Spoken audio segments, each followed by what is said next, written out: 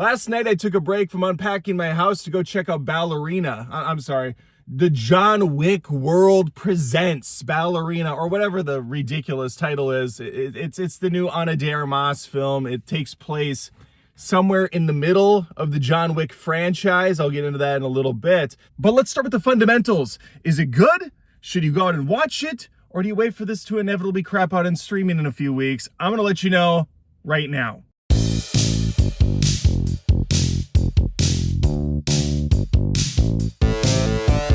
For some of you subscribers wondering why I'm in my car like a jackass in what appears to be a Home Depot parking lot, it's because I moved across the country. I'm back in Minnesota now with my family, and our house is a complete shit show. So I'm holding the phone because there's nowhere for me to really set it that looks decent. I mean, I could go down here, but then there's a wheel in the way. I could peekaboo around things. Regardless, it doesn't matter. If you're listening on Spotify, Apple Podcasts, or wherever you listen or watch videos, then you're not going to have the problem. I mean, Spotify has video too, but I think you know what I'm saying. You can listen and not watch and just be disappointed with your ears and not your eyes as well. So make sure to subscribe on YouTube or these other platforms. And rest assured, my studio is in production, but I'm a couple days out, so you might get a few more of these car side reviews where I can just change the angles on the fly. Yeah! What we have here is an R-rated flick resting on the shoulders of our little petite Ana de Armas. Can she hold this film on her own? Studio doesn't seem to think so. So they're going to wedge in John Wick wherever possible in the clunkiest way imaginable. This thing clearly went through some reshoots, but I want to get into my first impressions. I freaking enjoyed this movie quite a bit. If you're looking for some action, holy crap, there's action. And it's a different-ish action than John Wick. Yeah, you have your standard gun fu, the double, triple, quadruple taps to the face. I mean, some guys get shot like 35 times. It's a bit excessive. But on top of that, there's a really fun grenade combat scene where she finds a bunch of little Easter eggs, ting, pulls the pins, and boom, just takes out disposable henchmen after disposable henchmen. I mean, you could almost complain there's too much action, but you'd be a fool! No, it's just non-stop. It's awesome. You do have a decent intro to our new character, Eve. That's who Ana de Armas plays, the ballerina, I suppose you could say, because she's inevitably going to get picked up by that underground society that also trained John Wick. The boys get one type of training, the gals get another. And for them, it's the motherly side. They go out on missions where they typically have to go save someone, a young woman in need. They do escort missions like you do in a James Bond video game. There's a montage early on that I freaking ate up. Yum, yum, yum, yum, yum. There's a lot of shit I ate up in this movie. It's just front to back a really fun time. I found myself giggling like a schoolgirl. I found myself clapping to myself internally saying, I liked that. I liked that part. And as for Ana de Armas holding her own, she does. You know, she's not John Wick. She has a bit of innocence to her. I think they play into the puppy dog eyes a little too much in the film. I would have liked her to be a little bit more cold and calculated, especially when she's freaking good at what she does. And Ana de Armas is holding her own in these action scenes. Now, unfortunately for me, there wasn't a lot of Black Widow-esque serpentining around people's necks, spinning around the bodies sort of a thing. There's a little, but no, it kind of goes against that whole idea of the tiny little woman having to spin around guys and flip them, but instead does it the John Wick way, which is to fight dirty, fight like a girl, as they say. So there's a lot of nut shots. There's a lot of unconventional means used to kill bad guys, and I dug it all. I really did. This was a fun-ass movie. It moved really quick. Like I said, they get really creative with the kills, not just with the grenades, but also later on in the film, you get that flamethrower gun thing. That part was insane, mainly because I don't know how the stunt guys did it. I'm sure there's a good amount of CG going on, but holy crap, it's not just that one shot you see in the trailers where she's using the fire hose. No, this goes on for a while. A lot of guys get burned, but you know who won't? The audience. Probably shouldn't have zoomed that close in. I'm looking pretty ragged these days. Again, moving across the country. It's not cheap, believe it or not. And I thought we got rid of a lot of our stuff, but no, there was a lot. Anyway, I will talk about that in a live stream later on the channel. I'm gonna relive the glory days that were last week and just the nightmare that continues to fuel my life. self-inflicted wounds at the end of the day. Now let's get into the wick of it all. I love Keanu. I do. I love John Wick. Didn't need to be in this movie. Probably should not have been in this movie outside of a little cameo.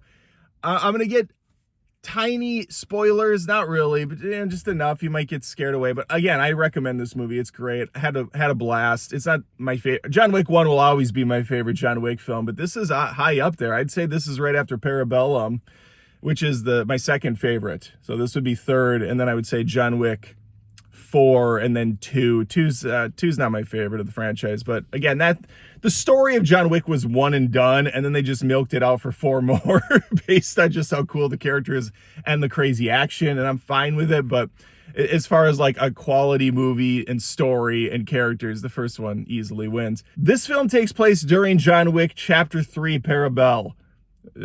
Short, of course, for Parabellum. And they have a fun little shot. I keep switching arms because it's actually like, I'm so weak from moving boxes. It's heavy to hold the phone.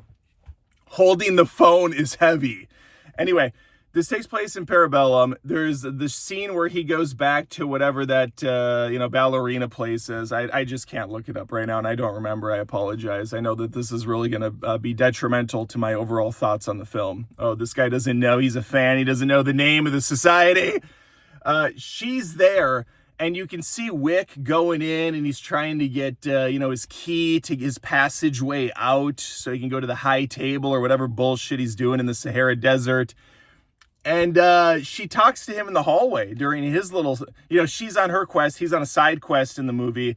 And she chats with him, and she says, "How do I start doing what you do?" And he looks at her and goes, "It looks like you already are." Keanu Reeves is becoming more and more like Alan Rickman with each movie, and I love the frick out Alan Rickman. Pour one out. If I had something to pour one out with, I would. But he's very slow to get to the point. And it works for Rickman. Less so for Keanu here. It's coming off almost parody at times, especially later when he shows up again. Just every word takes a while to get through. If you saw the trailers, which give away a majority of this film, you're going to know that later Wick is hired to go after Eve. How? If this is taking place somewhere in between Parabellum and the fourth John Wick, by the way, it annoys the crap out of me that only one of them has a subtitle. I'm a stickler for consistency.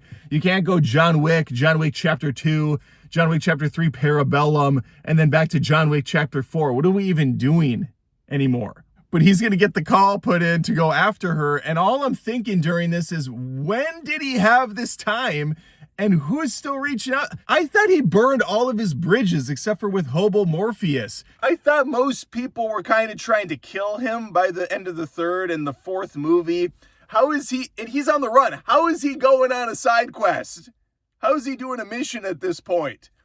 I'm sure someone can figure it out. Someone that knows the names of all this shit and the lore in this film is going to be like, "Adam, you ignorant slut." There was plenty of time between Parabellum and the fourth film where he's still in good graces with people. He's fine. He could have done this.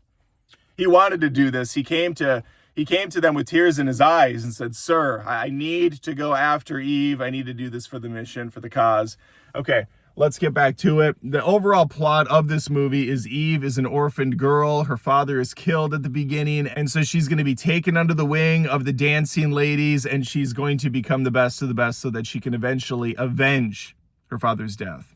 Simple, straightforward, no dog involved, but you do have an old dog named Keanu. Yeah, you have John Wick in this. Let's head over here for a second. Some fan favorites return. We have a nice roster now with 4 Wick movies. It was nice to see some of them again. Some of the crew is back. One I was pleasantly surprised, wasn't expecting. It was a nice little moment. Music.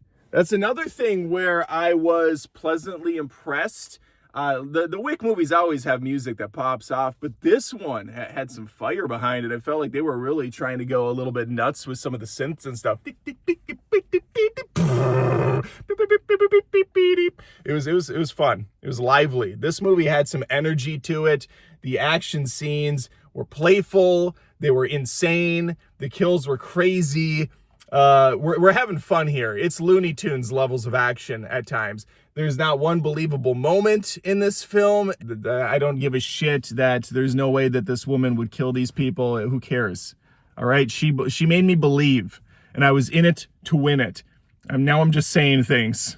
Now, the purging of brain cells can only go so far with these action scenes. Eventually, you have to have some plausibility. I always get annoyed, and this one does it really badly, when henchmen run into a room with their guns pointed at a person and don't fire. There's a scene where she gets a katana at one point. It's just lying around, as katanas do. And she kills 5 or 6 guys that are just running at her like a wave in Gears of War or something. That's a timely reference. And none of them shoot their fucking guns. They all have guns. And they're like, all right, here's what we're going to do. We're going to bust into this place, come in guns not blazing. I want you all to just run at her and intimidate her. But sir, the guns, we could use them from a distance. We have an advantage. She has a sword. Who is this asshole? Is this Franklin? This the new guy I've been hearing about? Hey, you want to see how this gun works, dipshit?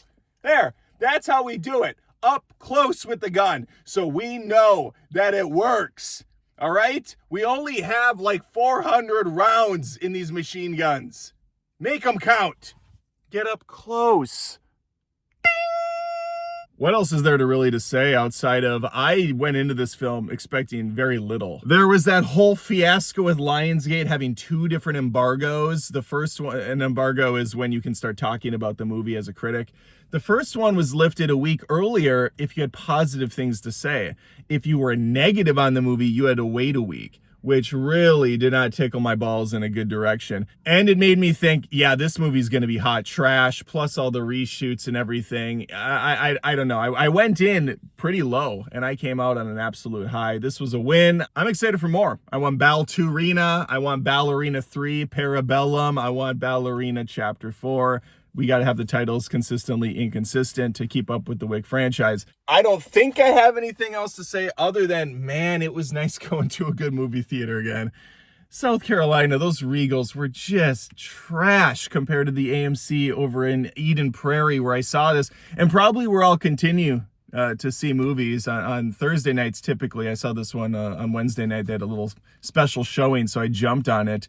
Now, I guess with that being said, I'll leave it there. Check out Ballerina in the theaters. It's a good time. Lots of awesome explosions, lots of gun fu, and a whole lot of Ana de Armas looking like a snack, looking like a little treat. All right, that's all I have for you. Please think of subscribing on YouTube, Spotify, Apple Podcasts. There's other places, but those are the ones I'm pushing. Like the video. Comment below your thoughts on Ballerina. Again, I'm sorry that I'm not up and running yet. It's been a little while. It's been a hot minute, but the move has been miserable. I got to set up a new studio. So we're on the run. We're doing it raw. We're doing it a little bit more organic. And we're doing it for you. I don't know why I say we're. It's just me. I'm just a sad, miserable, lonely man. See you next time.